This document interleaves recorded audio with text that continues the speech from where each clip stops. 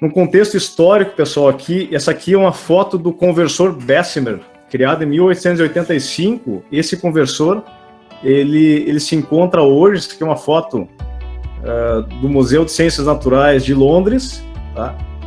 Ele é um forno, né, que fabrica em escala industrial aço. Tá? Então, a primeira informação que eu passo para vocês, meus alunos, né, diferenciar aço de ferro fundido. Se alguém perguntar para vocês, se estiver na primeira aula de tecnologia e ciências materiais, no IFRS, qual é a diferença de aço para ferro fundido? Alguém saberia dizer, pessoal? Eventualmente, eu tenho alguns alunos que sabem, né, que podem já trabalhar um pouco na área. O que é um aço? Eu perdi aqui o que tu falou, mas pode repetir? Qual é a diferença de aço para ferro fundido? O aço não é bem mais pesado que o ferro fundido? Vamos na verdade, acaba transparecendo ser mais pesado porque ele tem mais massa. Né? Normalmente essas peças de ferro fundido é maior, né? Pode falar, Vitor. Não, é que no Senai nós falamos disso, mas eu não lembro certo. O ferro fundido não é junto com carbono? Ferro fundido junto com carbono. Só que eu não lembro bem a diferença entre os dois, né? Eu acho que... eu não lembro direito. Tranquilo. Estão no caminho. Então, aqui, ó. Deixa eu passar as barbadas aí, né? Inserir. Caixa de texto.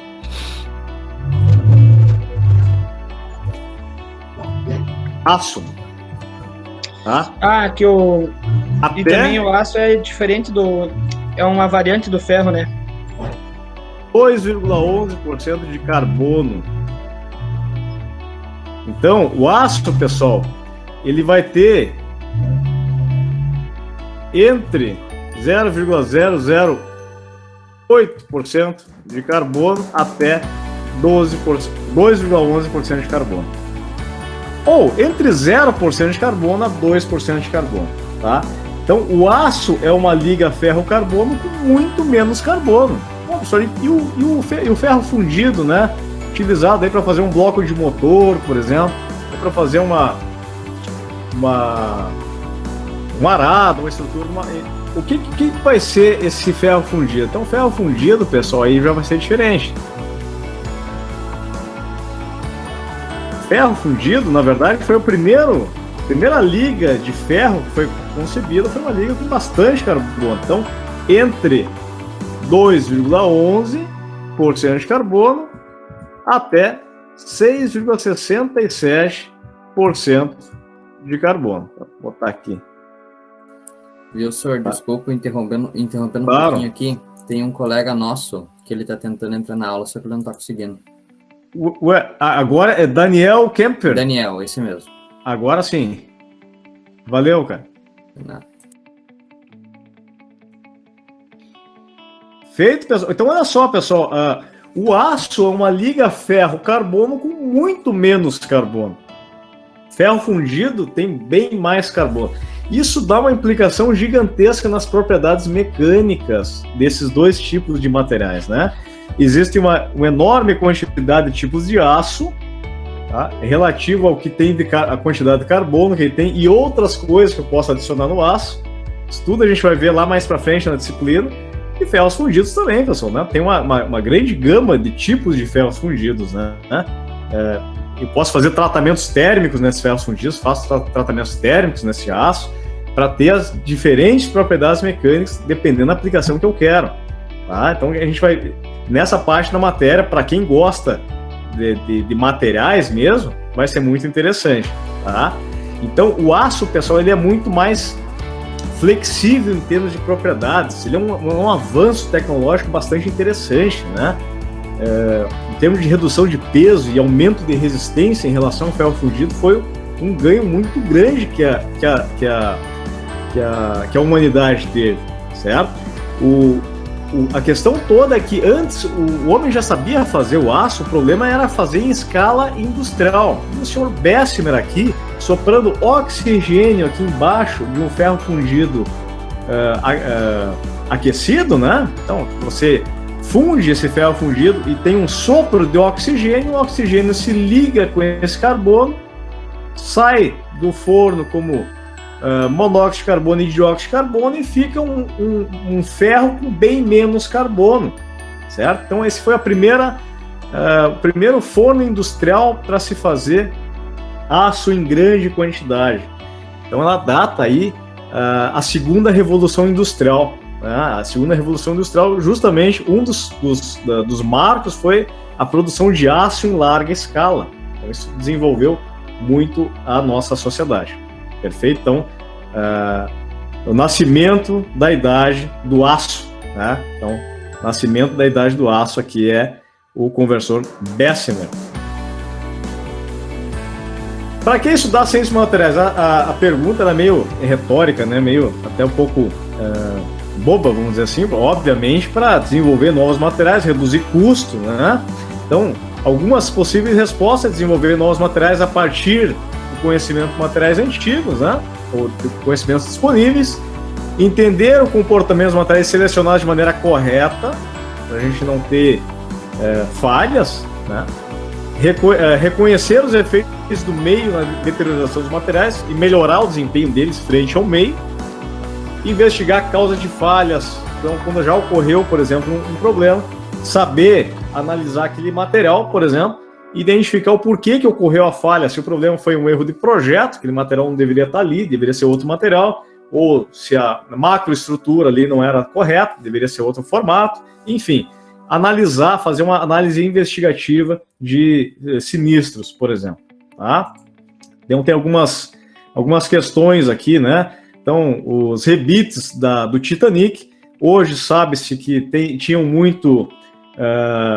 muitos elementos químicos ali que não deveriam estar ali, enxofre e fósforo, fragilizaram bastante esses rebites, além de outras questões, né, a questão do próprio projeto, e pensando, né, que esse era o início da fabricação, da fabricação em larga escala do aço. A gente não pode, por exemplo, comparar a qualidade de um aço de hoje em dia com um aço de mais de 100 anos atrás. Com certeza não é algo muito justo, né? Mas vejam, né, pessoal, a escala industrial da fabricação de aço proporcionou fabricar navios que antes, né, eram inconcebíveis, né? Questão aí do Ayrton Senna, eu não sei se, eu imagino que você já tenha ouvido falar dele. Eu assisti esse acidente ao vivo, né? Realmente foi algo muito triste para quem é da minha idade, realmente algo muito triste. Uma das possíveis causas do que ocorreu foi uma solda mal feita, tá? No braço da coluna de direção. Tá? Então isso poderia ter causado uma fadiga de materiais, um esforço alternado, uma força que não quebra o material, mas feita de maneira alternada, pode causar uma falha no material depois de muitos ciclos. Tá? Professor, tu acredita que o braço da direção foi a causa do acidente de Ayrton Senna? Eu não acredito, eu acho que foi outra coisa. Tá? Até porque eu acho que não tiveram tantos ciclos de repetição, a não ser que tivesse sido uma fadiga de baixo ciclo para quebrar essa barra aqui. Eu acho que foram outras questões. Mas aí fica uma conversa aí de corredor aí quando a gente voltar no presencial, né? Eu acho que ali foram outras questões mais envolvendo aí a aerodinâmica do carro. Certo, pessoal? Então, classificação dos materiais pelo critério da indústria. Olha só, pessoal, tem o mesmo produto aqui, né? Mundialmente conhecido, e aqui eu utilizo 3 tipos de materiais básicos, tá? Então eu tenho o que aqui? Quais são os 3 tipos de materiais conforme a indústria? Na verdade tem um quarto, né? Que a gente pode estar classificando materiais. Então, classificação de materiais, colocar eles em pacote, né? Metais, polímeros e cerâmicos. Então tem uma embalagem de alumínio, metal, né? O plástico aqui, não, PET, é um polímero, né? E um material cerâmico, que é o vidro. Então, segundo a indústria, pessoal, classifica os materiais em metais, polímeros, cerâmicos e compósitos, que seria a mistura de 2 ou dos 3 materiais. Tá? Então, quando a gente vai classificar os materiais, pessoal, vejam que eu tenho que adotar alguns critérios, não é uma coisa tão trivial quanto parece. Então, eu tenho, por exemplo, dentro dos materiais metálicos, cobre, ferro fundido, ligas de aço, alumínio. Nos cerâmicos, porcelana, vidro, tijolo. Nos polímeros, eu tenho polietileno, epóxis, materiais fenólicos, uma infinidade de materiais poliméricos, né? E materiais compostos, vidro, né? Carboneto tungstênio, todos. A gente vai entrar o que são cada um deles aqui a nível de química, né? A nível de estrutura atômica, certo? Detalhe, pessoal, se eu perguntar para vocês, tá? E a água? Ela estaria onde? A água é uma matéria, né? Ela estaria classificada aonde aqui? Vocês vão ver, pessoal, que segundo os critérios de classificação, a água não vai estar em lugar nenhum, né? Se eu perguntar para vocês sobre o diamante, ele também não vai estar em lugar nenhum. O grafite também não, certo? Então, eu acabo colocando esses outros materiais, né, pelas propriedades deles, eu acabo encaixando, por exemplo, o diamante aqui, ó, nos cerâmicos, né? Devido às propriedades que esse material acaba tendo. Mas in situ, né, pela classificação, ele não seria um cerâmico, tá? O que seriam os materiais metálicos, pessoal? Materiais metálicos são aqueles materiais que têm ligações metálicas. Ops, aí é muito simples, né? Mas eles têm apenas ligações metálicas, pessoal. Então, quando eu tenho um metal na tabela periódica ali, um metal ou 2 metais fazendo uma liga, né? E a ligação entre esses materiais é uma ligação metálica, tá? E nas próximas aulas a gente vai rever essa questão dos tipos de ligações químicas. Ou seja, eu tenho ligações que eu tenho como se fosse um emaranhado de prótons, né? Circundado por uma eletrosfera fazendo a coesão do todo. Tem uma revisadinha ali nas ligações metálicas, por favor. Lição de casa para vocês. Revisem os tipos de ligações, tá? Então aí vocês têm ligações metálicas. Elas são extremamente interessantes, pessoal, porque como eu tenho uma nuvem eletrônica mantendo a coesão dos átomos, né? É como se eu tenho... Vocês sabem que o átomo ele é uma carga, são nêutrons e prótons no núcleo e uma eletrosfera circundando ele, né? A eletrosfera é negativa, no núcleo eu tenho carga positiva e neutra. Tá? Então, somatório de tudo isso aí vai ter um equilíbrio energético. Tem os elétrons, uma carga negativa, prótons e nêutrons no núcleo. Beleza. A ligação metálica nada mais é do que se eu pegasse todos esses núcleos, né, que são cargas positivas e neutras, deixasse eles juntos, e todos os elétrons, todos os átomos ficam girando por todo o material. Então essa seria a ligação metálica. E ela tem uma questão muito interessante, pessoal. Como aqueles elétrons são uma espécie de um mar, né, é possível trocar a posição de átomo com átomo. Olha só que interessante, pessoal. Isso dá toda a explicação da maleabilidade dos metais, né? É possível que os átomos troquem de posição e vários átomos troquem de posição sem que ocorra grandes modificações na estrutura do material. Ele muda a forma, mas não quebra. Tá? A gente vai entrar com bastante detalhe nessa questão aí das ligações metálicas. Tá? Materiais cerâmicos, pessoal, já não é a mesma coisa. Eu tenho, em geral, um metal e um não metal. E aí as ligações são extremamente fortes, mas localizadas. Então, é um metal e um não metal formando uma ligação química. Então, se eu tento trocar a posição desses dois átomos, eu quebro essa ligação. Estão entendendo? O material ele se rompe ali. E se vários se mexerem, vários se rompem e o material quebra. Basicamente por isso, um cerâmico, isso é uma explicação bastante coloquial, mas por que um cerâmico é extremamente duro e quebradiço? Eu não consigo malear um material cerâmico da mesma forma que eu consigo fazer isso num metal, né? Tem outras questões também, como eu não tenho uma nuvem eletrônica no meu material cerâmico, se eu tiro um elétron de um lado, ele não está nem aí. Né? No metal, se eu tiro um elétron de uma ponta do metal, o outro lado sente, é uma nuvem eletrônica. No metal eu tenho uma condução elétrica, no cerâmico não. Né? Então o cerâmico é um isolante elétrico também, acima de qualquer coisa. Tá?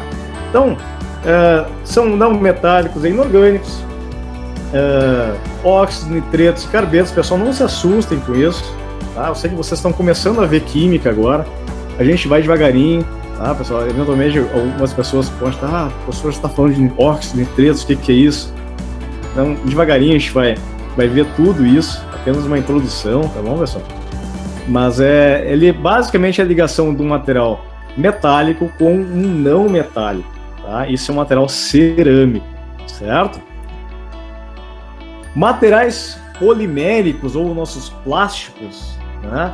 Eles são basicamente cadeias, né? Cadeias de hidrocarbonetos. Então, esses cerâmicos e polímeros vocês vão ver bastante lá no segundo ano, certo?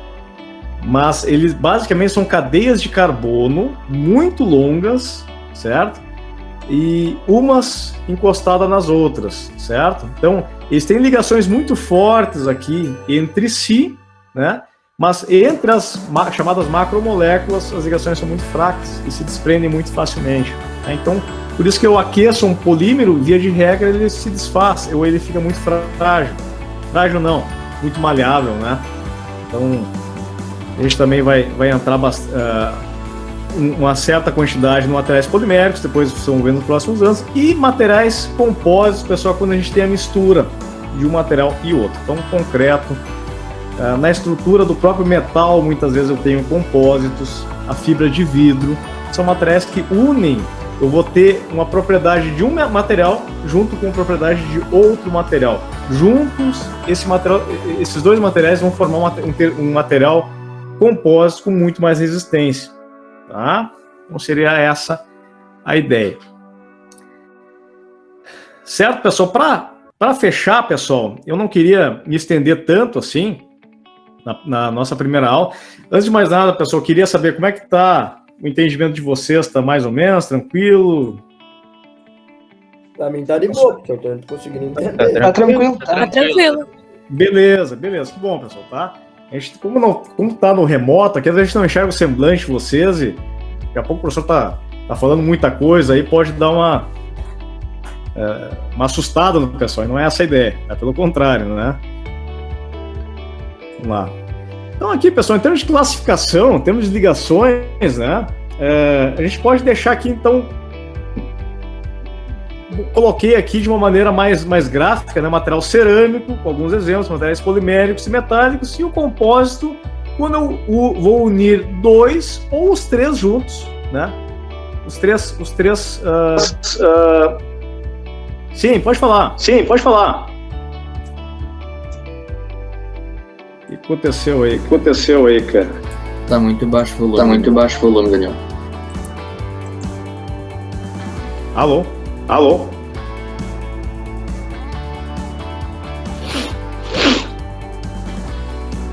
Pessoal, acho que tá tendo um retorno do Daniel ali, pessoal. Isso aí, acabou desligando o microfone, beleza. Tá?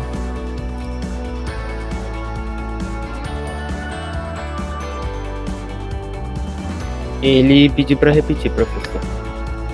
Você tinha falado. Tá. Não, que eu acho que ele tinha aberto o microfone ali, daí eu tava repetindo, tava ouvindo minha própria voz ali, tava repetindo a gravação. Então, em termos de classificação, pessoal, eu vou ter aqui, eu posso ter a junção de 2 ou 3, seria um material compósito, e as ligações, pessoal, aqui em termos de ligações químicas, o material metálico vai ter ligações metálicas. Os materiais cerâmicos, pessoal, que a gente vai dar uma bela olhada depois também, eles vão estar entre ligações covalentes e iônicas. A gente vai ver, pessoal, depois, que ligação covalente e iônica, elas são muito próximas, na verdade, né? Na verdade, você não tem ligação simplesmente iônica ou covalente. Você tá mais para iônico do que covalente ou mais para covalente que iônica. Tá? Em termos de conceder o elétron, compartilhar o elétron. Tá? Materiais semicondutores tem uma fração covalente muito maior, as ligações, o material tende muito mais a ser uma ligação covalente.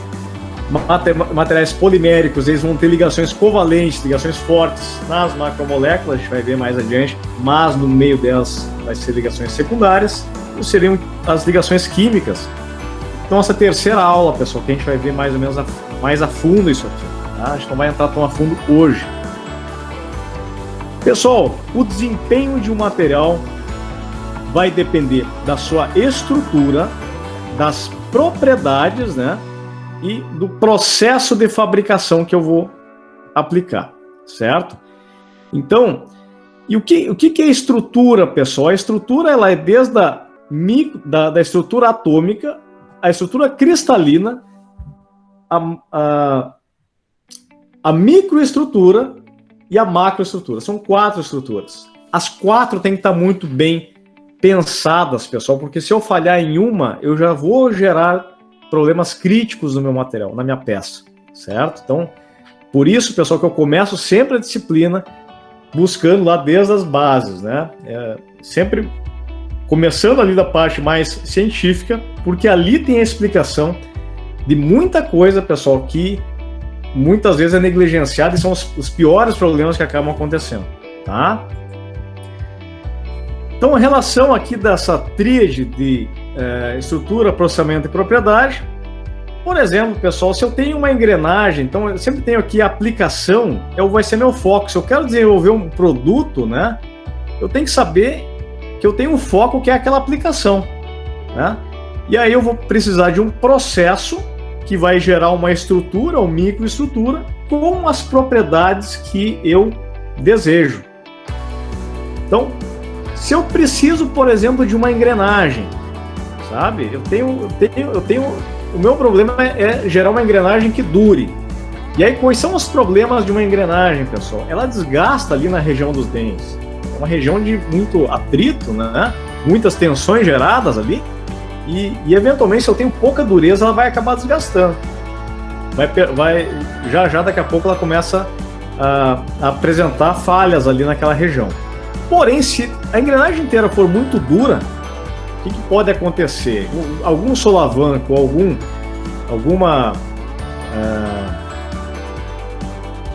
impacto que essa engrenagem sofra, ela não vai ter o que a gente chama de tenacidade à fratura suficiente e vai acabar quebrando. Ela vai se quebrar. Vou endurecer a engrenagem, ela quebra, ela falha, ela tem que trocar a engrenagem. Se eu deixar ela muito mole, ela vai falhar daqui a pouco, porque o dente vai ficar muito, muito mole. Então, que tipo de processo que eu posso utilizar para poder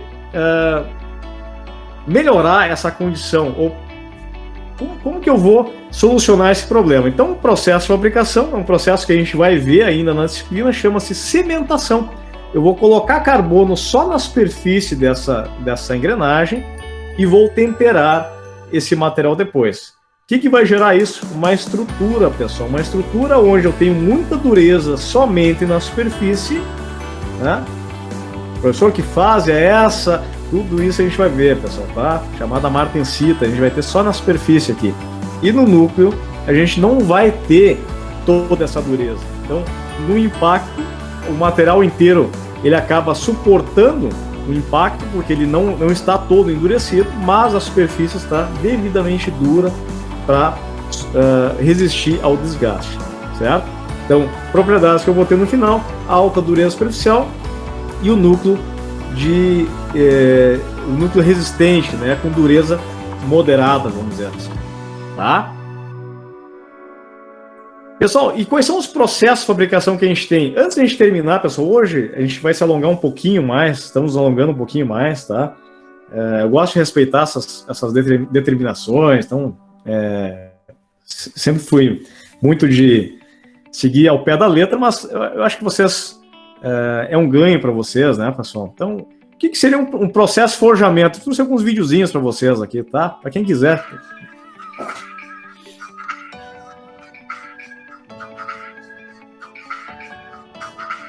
Não sei se está rodando para vocês, hein? Sim. Tá rodando, só tá meio travando. Meio travadinho, mas tá indo. Tá rodando? Tá, um pouco travado, mas tá indo. Tá. Então, o processo de forjamento, pessoal, ele é um processo que, através da aplicação de forças, né, por meio de prensas, né, de matrizes sobre um metal, no caso, aquecido, um forjamento a quente, vai provocar aí a transformação da peça, né, da geometria da peça. Então, era um bloco, inicialmente, que foi... colocar um termo mais simples, né? Esmagado, não é esmagado, né? Foi conformado, foi forjado e virou uma peça, certo? Com propriedades excelentes. Então, esse é o chamado processo de forjamento. Então, a gente vai ver na aula que vem os diversos tipos de processos de fabricação de metais, pessoal, tá? E aqui temos a laminação também.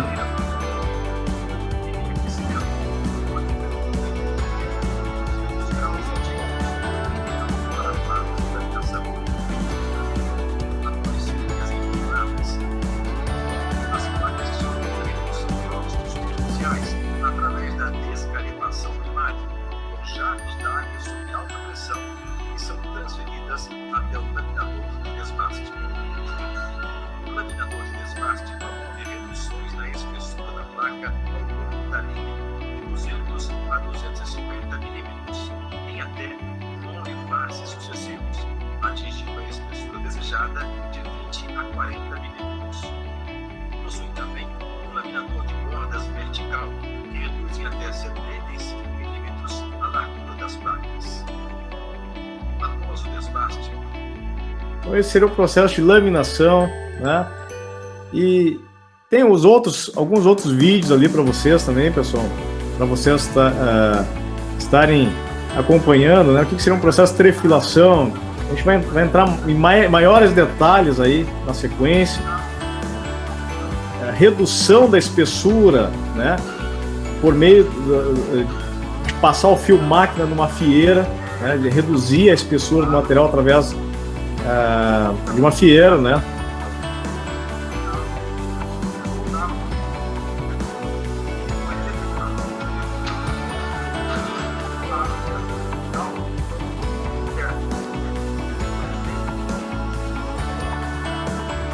Processo de extrusão também.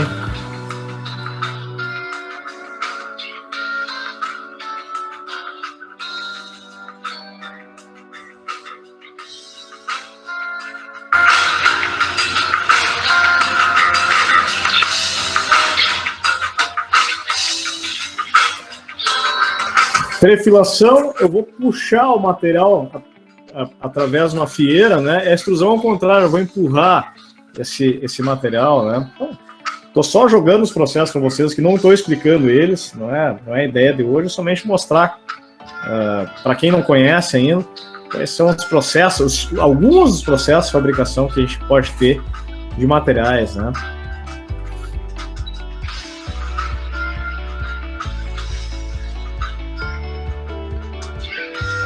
Você vai disponibilizar ela no Moodle depois? Opa, desculpa. O que você... O senhor vai disponibilizar a aula no Moodle depois? Sim, já tá na apresentação ali, cara. Eu botei em PowerPoint. A princípio já tá com o vídeo ali. Se não tiver, vocês me avisem. Tá bom. Tá? Pessoal, a gente acabou se estendendo hoje, na aula de hoje aí, um pouquinho mais da conta.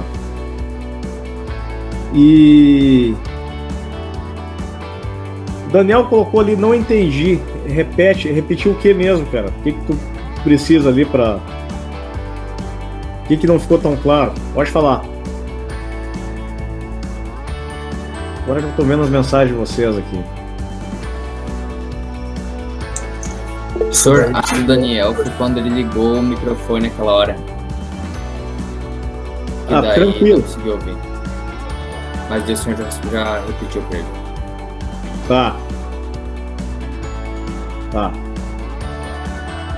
Não, mas tranquilo, cara. Se quiser que eu volte ali, estamos à disposição. Não pode deixar a dúvida passar aí, não, cara.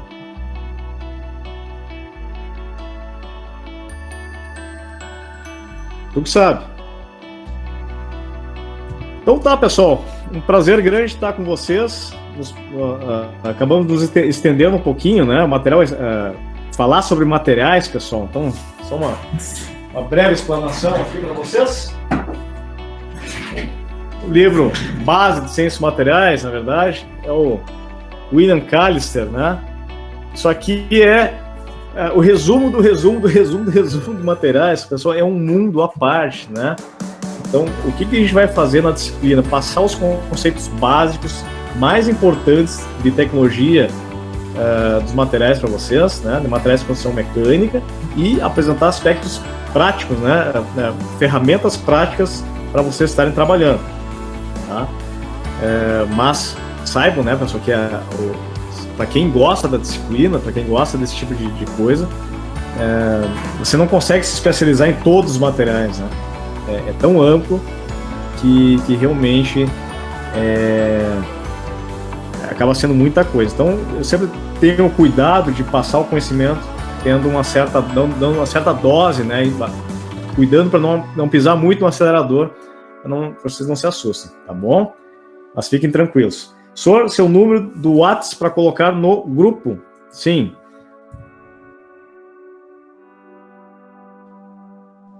Agora eu acho que eu já decorei ele. Opa, Henrique, pode falar, cara. Desculpa. Não precisava mais o número, nós temos como pegar no grupo lá, mas... Tranquilo, tá? Então, peço que alguém crie um grupo pra gente conversar, trocar ideias ali. E sempre aceitando sugestões de vocês, pessoal. As aulas estão assim, estão boas, não estão tão boas, tá? Sempre gosto de ter uma conversa franca com meus alunos aí. O principal é o conhecimento de vocês.